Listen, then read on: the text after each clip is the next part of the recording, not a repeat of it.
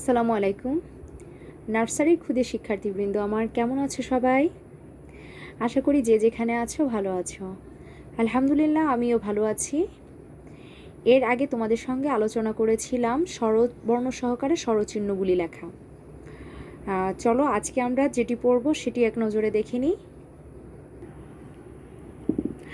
আজকে আমরা পড়ব, দেখো, খুবই সহজ একটি বিষয়, যেটি হচ্ছে ফাঁকা স্থানে সঠিক বর্ণ বসিয়ে শব্দ তৈরি করা।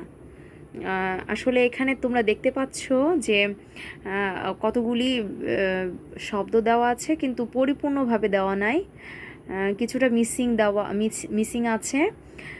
তো আমরা আসলে সঠিক বর্ণটা বসাবো যেন এখানে কি হয়, একটা পরিপূর্ণ শব্দ তৈরি হয়।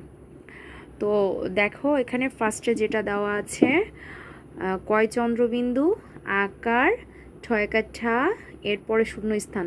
তো এখানে কি বসাতে পারি আমি, বলো তো? এখানে আমি বসাতে পারি ল। তাহলে কি হলো বলো তো? কাঁঠাল। কেমন? আচ্ছা, এরপরে যেটা আছে দেখো কি দেওয়া আছে, খ, র, গয়কারে গো, শূন্যস্থান। তো কি হতে পারে এখানে? শূন্যস্থান আমি কি দিতে পারি? দন্ত স, খরগোশ। হয়ে গেল আমার আরও একটি শব্দ। পরবর্তীতে যেটি দেওয়া আছে দেখো কি দেওয়া আছে,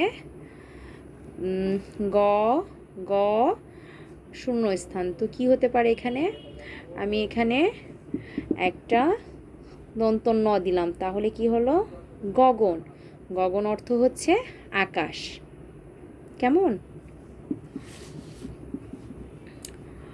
এরপরে দেখো কি দেওয়া আছে, ছয় আকারে ছা, গ, শূন্যস্থান। তো আমি এখানে কি দিতে পারি? ল। তাহলে কি হবে? ছাগল। সহজ না? আচ্ছা চলো পরেরটা দেখি কি দেওয়া আছে, বর্গ জয় আকারে যা, শূন্যস্থান, আবার বর্গ জ। তাহলে কি দিতে পারি বলো তো? তাহলে আমরা এখানে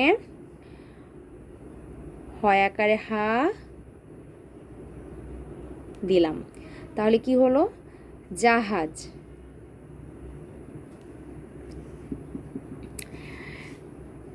পরবর্তীতে দেখো কি দেওয়া আছে, ট, গ, শূন্যস্থান। তো কি দিতে পারি আমি এখানে?